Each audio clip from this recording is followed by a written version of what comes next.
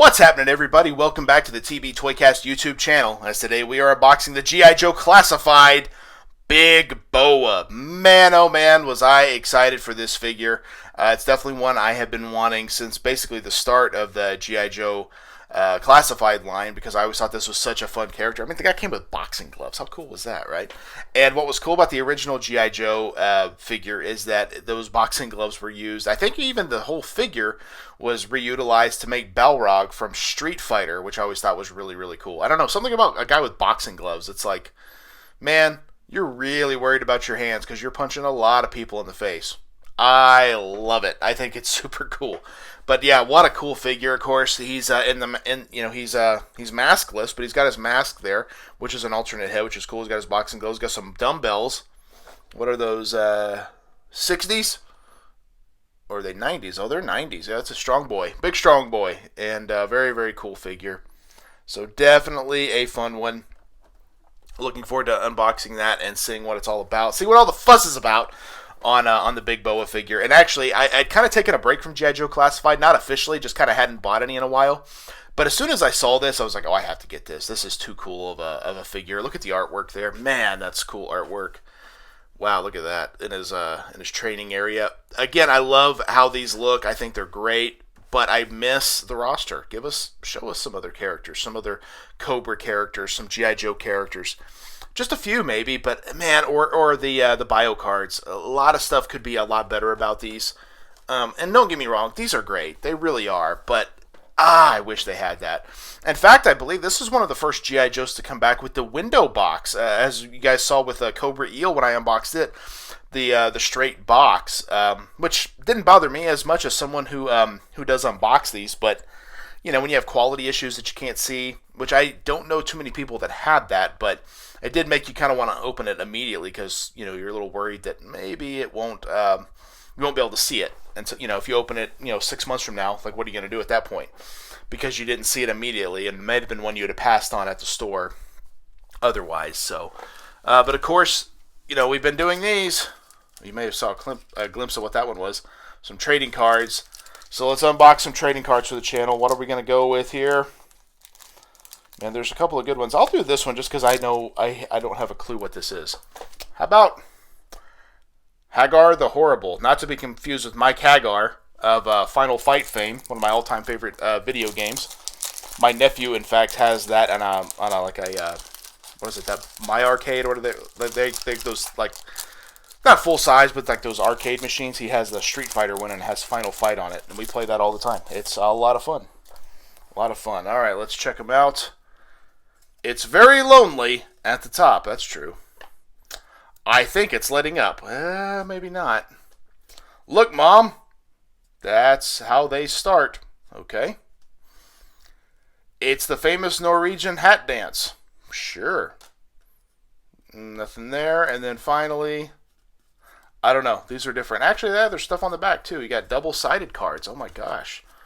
Double your fun. Very cool. I know nothing about this property. Literally nothing.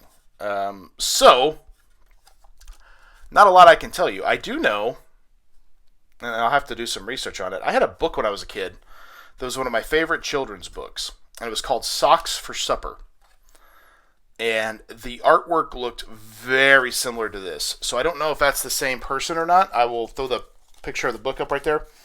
And what was kind of cool about that, it really was like a pretty moving book, especially for a kid's book, because it was this couple who was very poor, and all they had were turnips.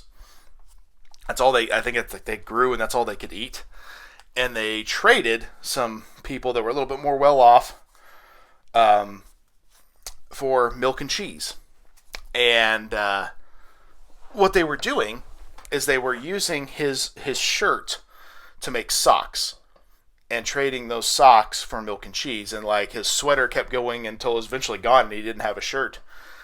And turns out they were like, man, we really want that shirt back because we don't have a shirt for him. And the lady's like, well, it's interesting that you say that because I've been using those socks and making a sweater for my husband, but it didn't fit.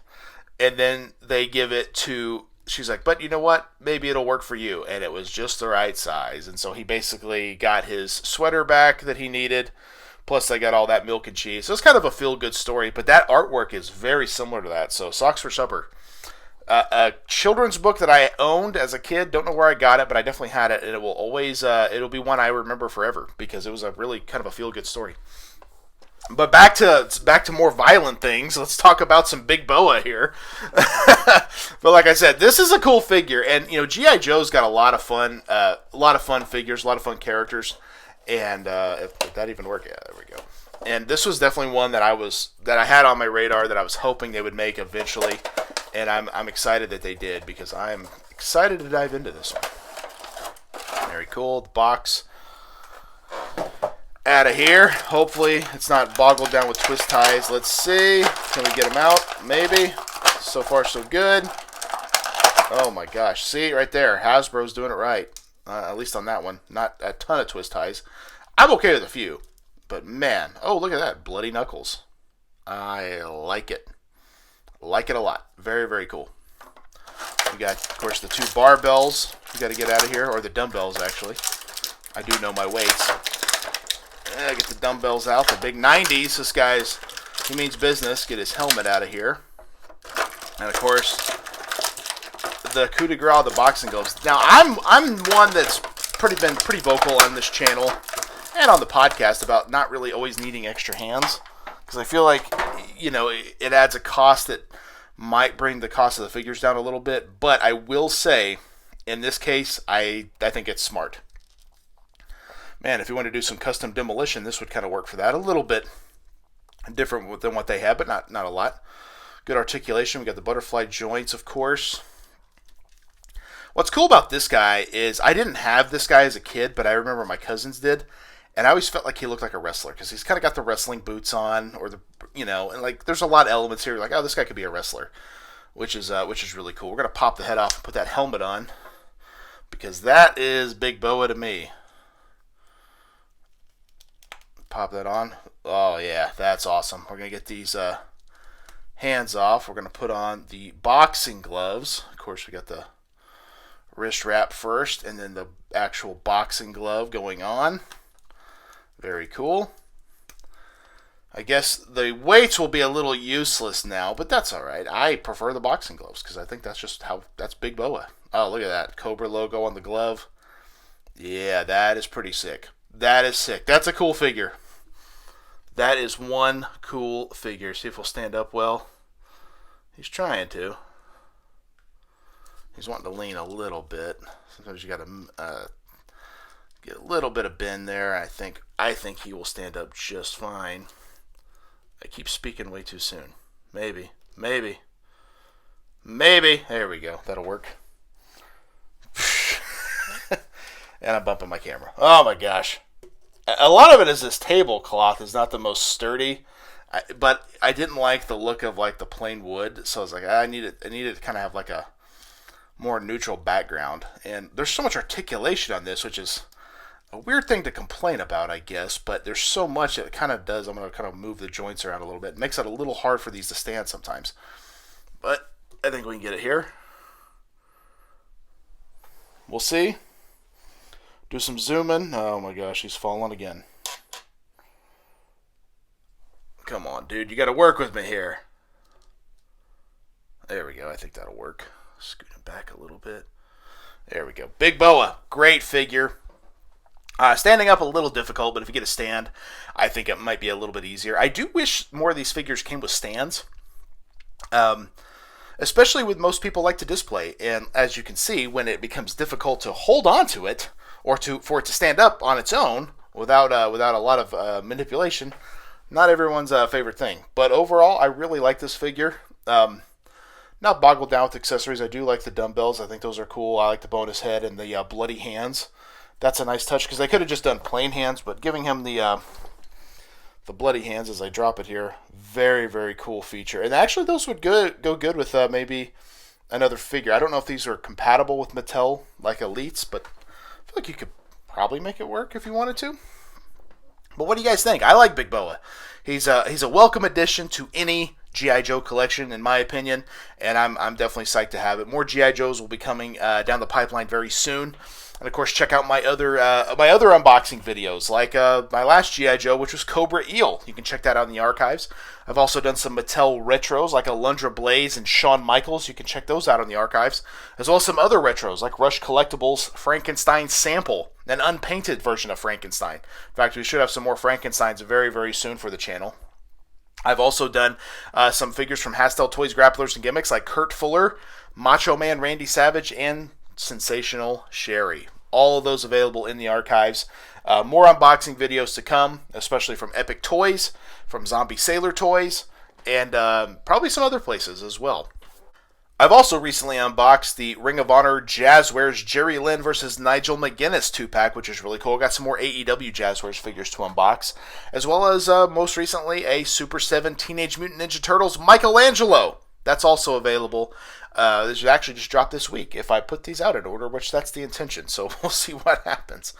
But that's it. That's Big Boa. Really cool figure, and I'm excited to have it. And also check out the TB Toycast podcast, wherever you get your podcasts. We drop a new episode every Thursday. We talk a main event, where it's usually a retro toy line of some sort, as well as news, things that is happening in the toy world, and a bunch of other stuff. So check that out every Thursday, wherever you get your podcasts. Make sure to subscribe and tell your friends. That's a good way to help grow that show as well. And same with this YouTube channel. Make sure to like the video, make sure to subscribe to the channel, and let people know that you dig it. That helps out more than you might know. And that's all I got. That's it. That's Big Boa. Really cool figure, and excited to have it in the G.I. Joe collection. More G.I. Joes will be coming, as well as some more Operation Monster Force, some more Fist, kind of anything in that 6-inch scale. And I'm looking forward to it. Getting new unboxing videos dropping every Monday, Wednesday, and Friday. And of course, if you enjoy the trading cards, hit me up at TB Toycast, and we can get some trading cards unboxed on one of these YouTube videos. But that's it for this video on the TB Toycast YouTube channel. That's Big Boa, and we will see you in the toy aisle. Yeah. One more time.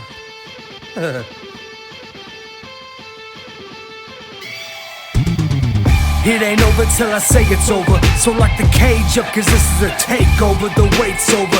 If this the final time we meet, then you'll be on your back on my feet. Then I'll tip the cage over as a hangover. I'm super fly, so I can splash off the top. And I can shut down the shop.